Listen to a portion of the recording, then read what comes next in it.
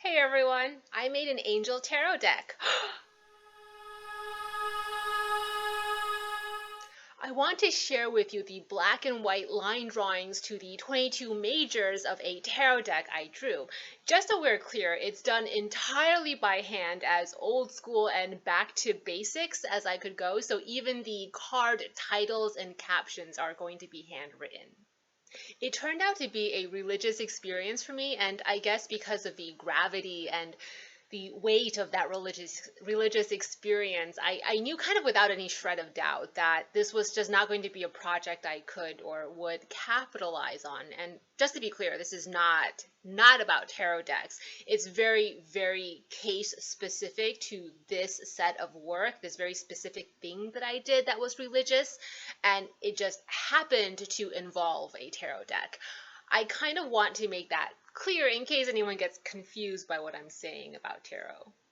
So I guess what started me on this whole journey is questioning. I had questions and doubt about who I was really and why I am here and what am I even doing. And I think I immediately extrapolated that into okay, who are we? What are these souls? Why are we even here? And what are we doing? Why are we doing what we're doing? And how can this thing called life and nature, how can the constructs of our existence be so perfected, so sophisticated, so congruous and synchronistic? I mean, how can life be mathematical and artistic perfection and still be completely meaningless?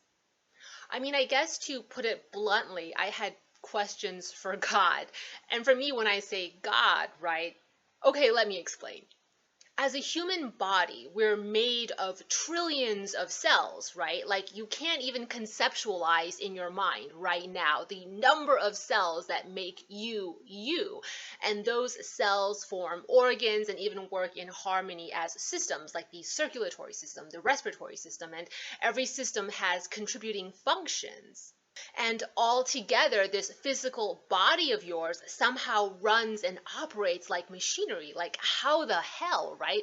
And this body even knows how to take in what it needs to feed itself and grow, or to take things out to create and destroy in a self contained physical universe.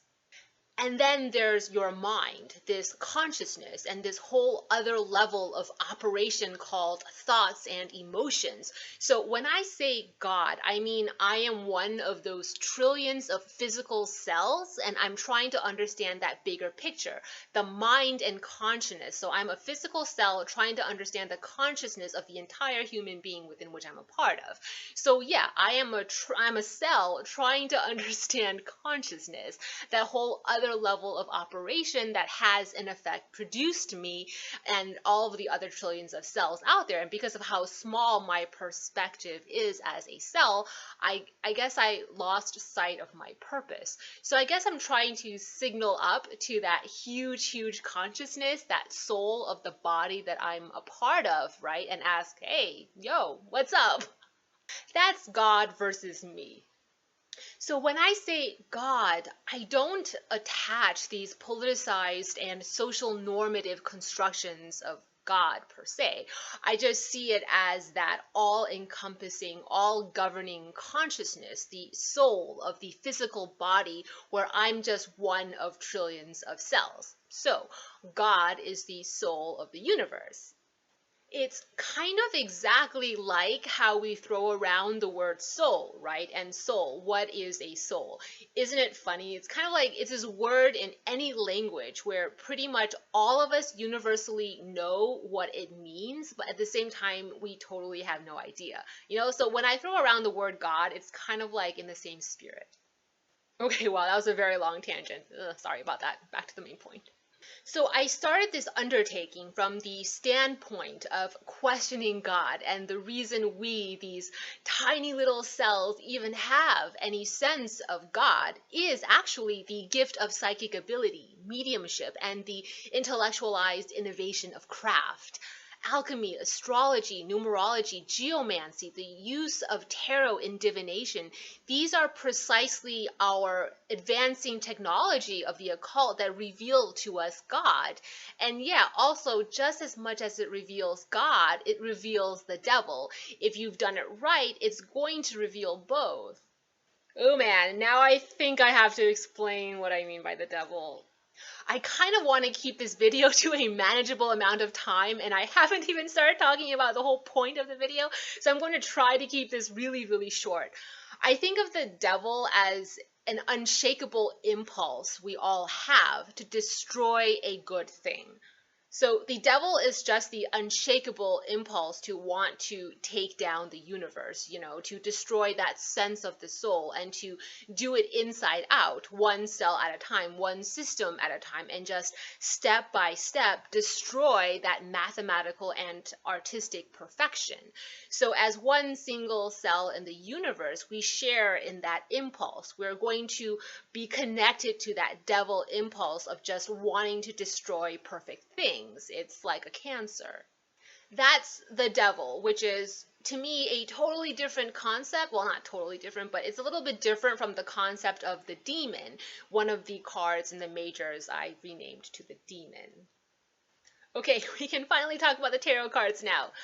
To illustrate and express in some kind of a concrete term what I was seeing and experiencing, to document my conversation with God and also the devil by using a common language. So that's the thing, right? Why the tarot? Because for this very, very case specific and individualized thing that I was doing, I was using the tarot as the neutral platform for all relevant parties to meet and converge, and in that process, question, interrogate, and reevaluate the fundamental structure of the tarot, which, as above, so below, as within, so without, represents the whole of the universe, that physical body. I knew I wanted to go back to basics, and instead of doing anything digital, I wanted to work entirely by hand. And that's not a slight at all to graphic design or digital artwork. This is just, it's like a me thing. For me, I had to handwrite and hand draw everything. So it was, for me, it was symbolic. It was to mimic the powers of both creation and destruction, and editing of revision, that is the powers and process of God. So I wanted to interrogate God by mimicking the process of destruction, creation, and editing. I think for me with graphic design or digital artwork, there's a strong temptation to use the undo button. I didn't want to have that privilege for the thing that I was trying to do, this experiment. So yes, I use pencil, pencil and eraser for the very, very bare bones outline. I did show some of my process on Instagram if you want to follow me on Instagram.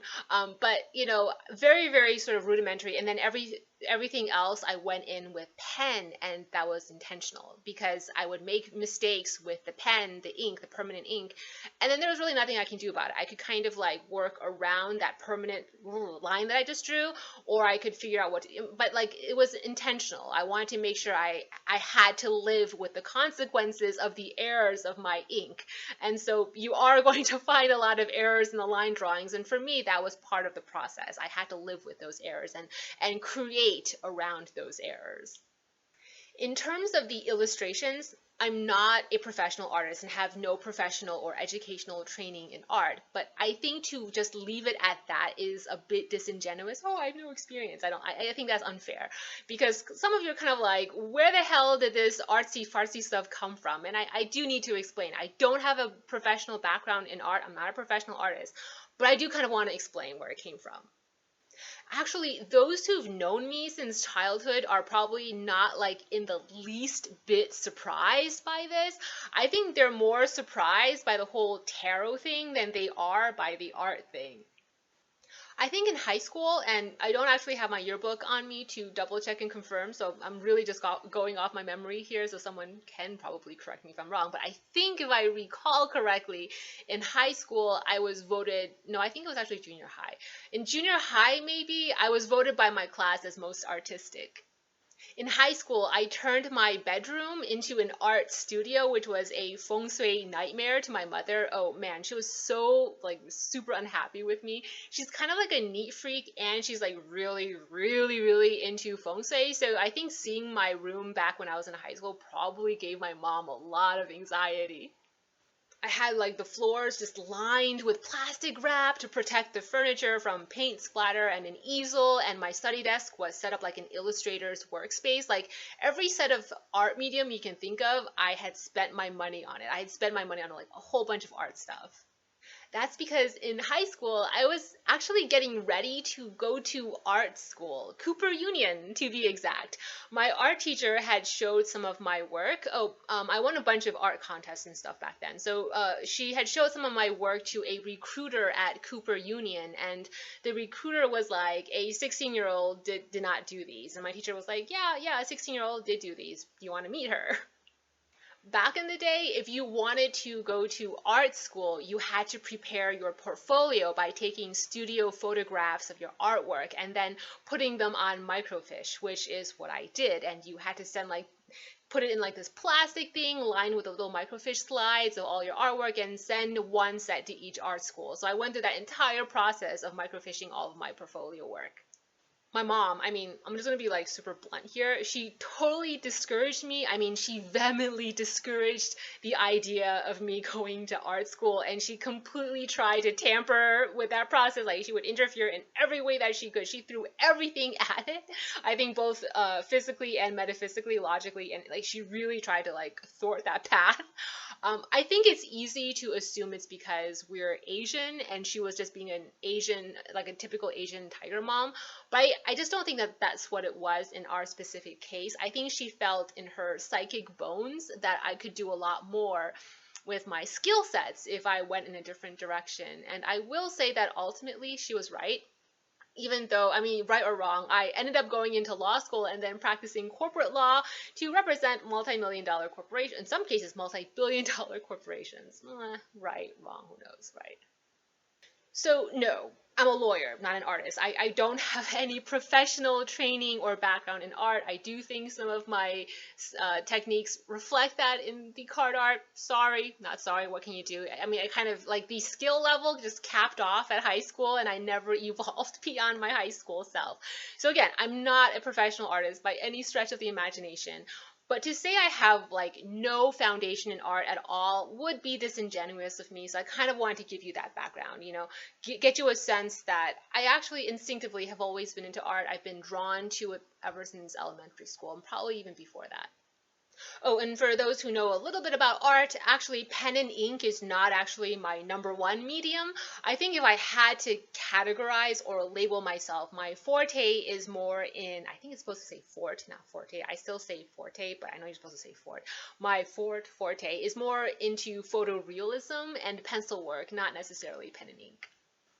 What else would I say about my art? I guess my style, my point of view. Okay, in high school, I was kind of obsessed with artists like Audrey Beardsley, M.C. Escher, Salvador Dali, Leonardo da Vinci, and like totally obsessed with Renaissance woodcut block printing and illuminated manuscript art, which I mean, like, I think that's pretty obvious, right? So what I started with, like my point of origin, was to question God. I know it doesn't make a whole lot of sense. And I'm not even going to try to make rational sense out of it. So it's just, it is what it is. It's religious. I told you. I'll list out what I did. I think that's a good place to start. I began with research. That means for each and every single card, I wanted to go back to basics. And so I forced myself to go in order, starting with key 0. And by the way, I ended up with key 0, interestingly enough, too, because I had to redo the full card after I finished the world. So for each card, I began again with research. I read the corresponding entry for that key and the writings on those keys by McGregor Mathers, P.D. Ouspensky, Pappas, Waite's Pictorial Key, and Thoth's Book of Crowley. Crowley's Book of Thoth. After reading these texts, and like I would read them multiple times. It's not like I just read it through once or even skimmed, like, oh, I had to read it over, because I'm stupid. I'd read once, it was obtuse. I didn't understand a lot, like the Tarot of the Bohemians, like Ouspensky. I'd read it like 10 times, but I don't know what the fuck he's talking about. So then I have to do research for the research, and then do research for the, like, I didn't know what this was. I didn't know what that was. I don't have it. So a lot of reading was After reading these texts, which by the way, often contradicted each other. So one text would say, this means that. And then like the very next text I read would say, no, nope, not at all. It actually means this. And I'd be like, guys, come on, is the pill red or is the pill green or is everybody here colorblind? After reading the texts, I would try to find the common denominator. And then after getting to the common denominator, I would factor in the calculus of me, of who I am, my philosophy of life, and basically find a multiple from that root that best expresses me. And I did that through path working each of the cards. Now, I began the operations with the presumption that God is perfection, meaning everything mirrors everything else, and all is a perfect unit circle. So that means no matter which metaphysical or esoteric system I run the tarot keys through, it will come out the other side making perfect sense. I don't even know if I'm making sense now. So that means every key has to be part of a cohesive narrative when you look at it through the three septenaries, right? And also its astrological relatives using, for me, traditional rulerships and the numerological relatives. And all of this is in the guidebook that comes with Spirit Keeper Tarot, so I won't get into it here. But yeah, to illustrate every single key, I wanted to make sure I planted clues of the patterns I was seeing. So basically, I wanted to plant breadcrumbs for you to follow, or actually not just you, but like me. It was actually for myself. So I wanted to sort of leave breadcrumbs so I myself can remember my own path and find my way back. I wanted to challenge that presumption that God is perfection. I wanted to debate it, and what I came away with after finishing the majors is that God wins. God won the debate. By the way, to some of my tarot friends who are going to get this inside joke, guys, this is my testimonial. Told you I'd post one. When I finished the 22 keys and stepped back to look at the narrative, I was kind of astounded by how I feel like, just my own feelings here, I feel like it really captures the ethos of both the right-hand path and the left-hand path. And there's something about this particular formula of the 22 keys, the way I've depicted it, that I believe will be revealing to you of the exact lens through which you perceive the world. I mean, yeah, sure, duh, any tarot deck is going to be able to do that. I get it, I know that, I'm a tarot reader, remember? I don't know. I think there's a benefit to creating a set of keys that's for one single purpose and one purpose only, and not with this generalized intention of producing a multifunctional deck. I think there's value in creating multifunctional tarot decks, and there's great, that's a thing, right? That's definitely a thing. It's just for me, for this specific case, I didn't want to create a multifunctional general purpose tarot deck. So this tarot deck project for me is super, super, super specific. On both a serious note and kind of a tongue-in-cheek, supercilious, I'm an asshole and am poking fun at recent drama in the tarot community kind of note, I did go through a conversion from this experience, and it was only 15 days. It was only 20 cards. It's really, no. Here's the thing. It's not just 15 days. I said I, conceived of the project on the new moon and I finished it by the full moon, which is true, and just drawing the 22 cards, but it's not 22 keys in 15 days. It was actually my whole life's work up to this point. I did the work. I've been doing the work. I always do my homework. And so when it came to game time, I was already prepared. I came with a huge, huge bag of tools and bibliography of knowledge in my head when I finally sat down to do the work. So it wasn't that it took me just these 15 days. It took everything I got up to this point, and so basically 15 days was just the awakening. So I guess I think I should make it clear that it's not just, 15 days and drawing, or for you, coloring 22 cards that reveals the Holy Guardian Angel. And I think that really, really needs to be made clear. If you didn't do the work up to this point, nothing's going to happen. But if you did the work and then you test yourself by going through this trial, I think that's the miracle. That's how this formula works. It's a formula that can actually prove to yourself that either you're ready or you're not. So you can run your numbers, you can run your set of numbers through this equation and get the right output and figure out whether or not it works. So it's a great test. And these 22 keys drawn and rendered in this very, very precise case-specific way, this set of line drawings was a gift from my holy guardian angel to me. And I guess because of that, because that's how I perceive things, because of my conviction, I think the apocalypse or the awakening I came away with from my personal experience was that this isn't mine, it's ours. For me, again, just so case specific, not just case specific for me or my path, but like case specific for this time and place. It's so everything accumulating to this point. I think that was the lesson I have to learn and am currently learning. Like, I had to do this to learn an important lesson, to learn that dichotomy of attachment and detachment, of working being both mine and ours at the same time. So I'm now moving on to the minor arcana, and for anyone who is curious, I'm beginning with the fours. I know, what? How I've been processing the structure here. So the tarot is a mirror reflecting the structure of the universe. So how I've been sort of interpreting the structure of God, the structure of the universe as this tiny little cell, is that aces, twos, and threes are holy. So they're part of the sacred Trinitarian principle that's part of God consciousness that I'm, not, I don't think I'm there yet. I need to start with the building blocks of the material plane. So we start with law and order. And so I'm starting with the fours, 4, 5, up to 10. And then after 10, ace, 2, and 3. And I end with 3.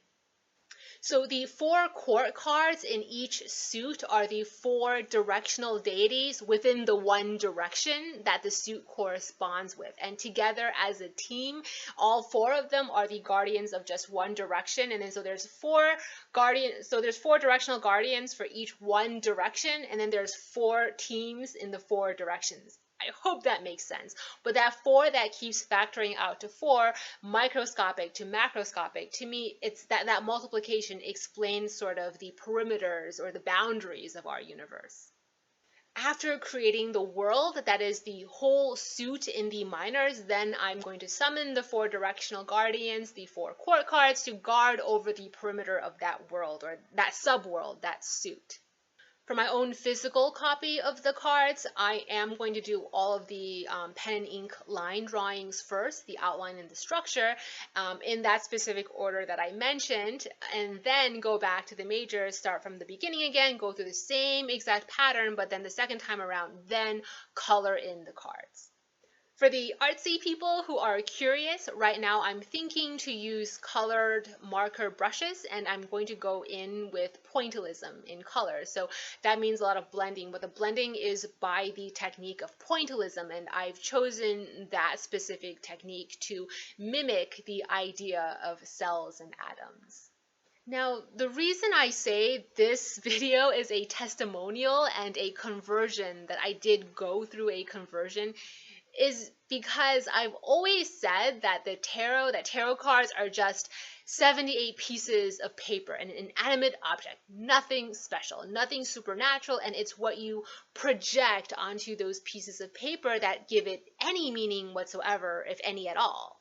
But my experience with hand drawing these 22 keys and continuing into the minors, which is where I am at now, I don't know, dude. I mean, I don't know. So Crowley and so many other occultists before us make constant reference to the cards being 78 living beings. Animism is pretty much like this universal way of perceiving nature and objects from every single primal civilization in every single corner of the world. If there is that one instinctual way of understanding the unknown, it's a form of religious animism. And when you look at the intellectualizing process of science, like subatomic particle theory, science does little in the way of disproving animism, and instead it kind of just proves it. Or, okay, at the very least, very least, you can kind of see how primitive intuition would arrive at the conclusion of animism now that we understand subatomic particle theory. You know what I mean? For me, here's the conversion. Spirit Keeper's tarot flies against the face of 21st century rationalistic thinking, and unapologetically so. I'm not trying to talk about, oh, how you can psychoanalyze yourself with the signs and symbols of the tarot, and here, use my tarot deck for that, and Jungian theory. Like, no, I'm not doing any of that. This is unapologetically batshit crazy. So I'm saying almost sort of in not almost in direct contradiction to pretty much everything that I said before and genuinely thought before. So it goes against all of that. I'm saying that this is a religious experience, and that there is a religion to be. It's not really a conversion. Okay, so let me kind of backpedal. Yeah, I'm backpedaling. So it's not really a conversion because I haven't really changed my mind. Like, I didn't convert, you know what I'm saying? I just now acknowledge that it's two sides of the same coin. There's two sides of the same thing going on. So it's not so much of a conversion as it is an expansion or deepening of my understanding. We say the more you work with the tarot, the stronger you realize your intuitive, creative, and psychic muscles get.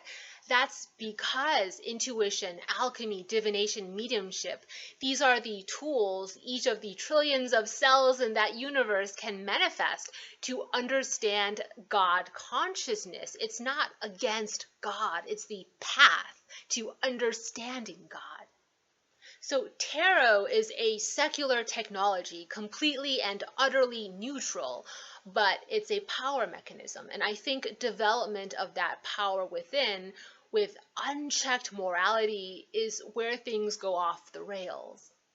When you reach a certain point of development with tools like the tarot that exit the exoteric and beyond the veil into the esoteric, where you're not supposed to go as this tiny little cell, you're not supposed to access the consciousness, thoughts, and emotions of God as just this tiny cell of out of trillions. So when you make that leap, I think you do need religion. At that point in the realm of the occult, tarot without religion, I don't know, I think, I hypothesize, I don't know, it could potentially be dangerous. Question mark. Again, a question mark, not an exclamation. Question mark. Okay, for example, in martial arts, words of wisdom mandate that you have to follow a religious or moral code when you train in martial arts, because the training that you're undergoing will endow you with a power beyond what you're supposed to have, a power beyond others when you train in martial arts. So, attainment of that martial power without self imposing a moral code and a sense of something bigger than you, which is a religious framework, it can be dangerous, not just for society, but for you, for yourself. I would make an analogy to witchcraft too, and I think witchcraft is not a religion. It's separate and distinct. But I think at advanced levels, witchcraft without religion can cause you to become possessed with the devil impulse of destroying the good thing rather than the higher impulse of uniting with God consciousness. I've always had like this elitist disdain for religion. Religion is the opiate for the masses, right? I guess I've always held on to this very arrogant belief that if you're religious, then you're probably stupid. For me, For me, I guess what I got out of this work is that I need religion, not because religion equals moral code and you can't be moral without religion. No, no, no, no, no, no. Not what I'm saying. What I am saying is the occultist, not just anybody, the occultist, the one who goes deeper into the abyss, does need religion of some sort as the light to then guide them back out of that abyss. Finding religion on the path of craft is a natural and organic milestone, again, in the work of the occultist or spiritualist or mystic. But but if that religion that you've found tells you to no longer continue on the path of understanding God by breaking physical boundaries and the intellectual constraints to be the outlaw, that's why key 12, the hanged man, is the key to understanding the tarot. A lot of occultists have said that in the past, and I totally get it now. That's why key 12, the hanged man, which I've renamed as the outlaw, that's why it's the key, because you have to be that iconoclast to truly connect to God. And if you don't embody that, then you haven't found religion. You've found a cult. Religion is a light that illuminates the path further down into the darkness, but that darkness is no longer dark. It's illuminated by the God consciousness that you're more and more embodying. So that's what I got out of my process. Here's what I hope that you get out of the work with Spirit Keeper. If you follow the shadow through the path of the devil, you'll find God. And if you follow the light through the path of what you perceive to be God, you're going to find the devil. It's full circle.